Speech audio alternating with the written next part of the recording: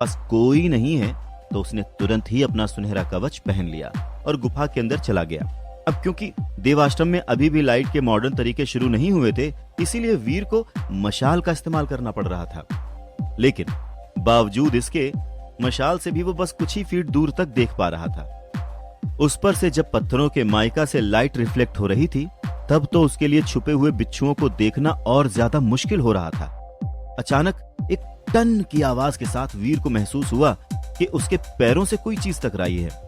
मशाल की रोशनी से जब वीर ने नीचे देखा तो उसे अपनी मुट्ठी के साइज का एक बिच्छू अपने पैर पर डंक मारता हुआ दिखा था। फॉर्चुनेटली वीर के पैर भी कवच से ढके हुए थे, इसीलिए बिच्छू के डंक से उसे बिल्कुल भी चोट नहीं आई। उल्टा उसने खुद उस चमकीले बिच्छू को अपने पैर से मसल कर मार डाला। उस चमकीले बिच्छू के मरते ही वीर के सामने उसकी पावर स्क्रीन आ गई, जिस पर लिखा था,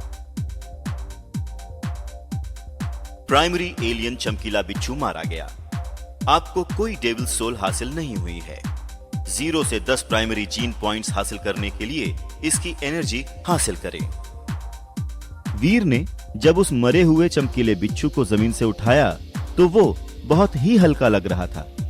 उसने उसे अपने बैग में रखकर गुफा के अंदर की तरफ आगे बढ़ना शुरू किया। सुनहरे कवच की प्रोटेक्शन के साथ वीर को रास्ते में जो भी चमकीला बिच्छू मिला वो उसे मारता चला गया और तकरीबन 1 घंटे के बाद उसके बैग में करीब 100 चमकीले बिच्छू इकट्ठा हो गए थे। अपनी तो जैसे तैसे थोड़ी ऐसे या वैसे आपका क्या होगा जनाबे अली, हैं बिच्छुओं, क्या होगा तुम्हारा? बस इसी तरह से गाना गाते हुए वीर उन चमकीले बिच्छुओं को मारता चला जा रहा था और अपने बैग में इकट्ठा करता चला जा रहा था। उसे देख के तो ऐसा लग रहा था जैसे इन बिच्छुओं को मारने में उसे जरा सी भी तकलीफ नहीं हो रही है, उल्टा मजा आ रहा है। और जिस तरह से वो ये गाना गाते हुए बिच्छुओं को मार रहा था, उससे ऐसा लग रहा था कि वो किसी फिल्म का हीरो हो जो गाना गाते गाते विलेंस को मार रहा हो। ये फीलिंग भी कमाल की थी। कुछ महीनों पहले तक तो वो ऐसे एलियंस के आसपास जाने से भी डरता था, और आज देखो वो गाना गा रहा है और इन चमकीले बिच्छुओं को मार भी रहा है। डॉलर! अचानक से अपना नाम सुनकर वीर चौंक जाता है। डॉलर? यानी कि मेरा नाम किसने बुलाया यहाँ पर? कौन है ऐसा यहाँ पर जो मुझे जानता है? क्या कोई मेरा पीछा कर रहा था? पर कौन? और सबसे बड़ी बात, ये आदमी दोस्त है या दुश्मन, मुझे तो पता ही नहीं है। वीर के मन में कई सवाल चल रहे थे, पर उसके पास उसके किसी भी सवाल का कोई जवाब नहीं था।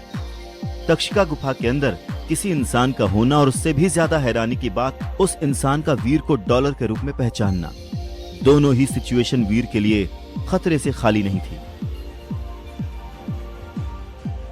अवनी? वीर के कभी सपने में भी नहीं आया होगा कि गुफा के अंदर उसका सामना अवनी शेरगिल से होगा। पर सवाल यह था कि अवनी यहाँ पर कर क्या रही थी? कहीं ये उस सेक्रेड ब्लड डेविल सोल और गेयर के लिए मेरा पीछा तो नहीं कर रही? ये ख्याल आते ही वीर तुरंत ही उल्टे पांव वहां से भागने लगता है। वैसे भी जब से गलती से उसने अवनी के पीछे से वार किया था, तब से उसे अवनी से बात करना तो दूर, उसके सामने आने से भी डर लगता था।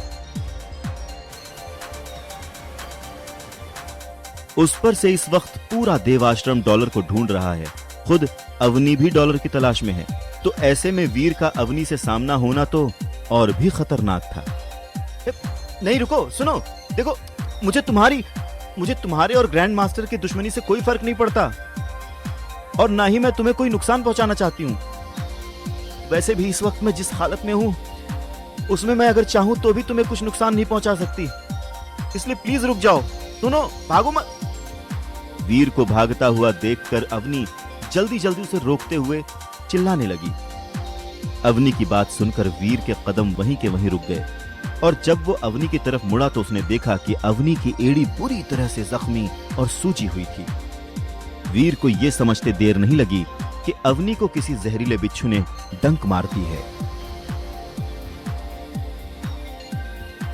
वीर अपने डॉलर होने की पहचान क्यों छुपा रहा था? आगे की कहानी जानने के लिए देखें अगला एपिसोड सिर्फ पॉकेट एफएम के यूट्यूब चैनल पर, और शुरवीर के सारे एपिसोड्स को सुनने के लिए डिस्क्रिप्शन में दी लिंक से डाउनलोड करें पॉकेट एफएम ऐप।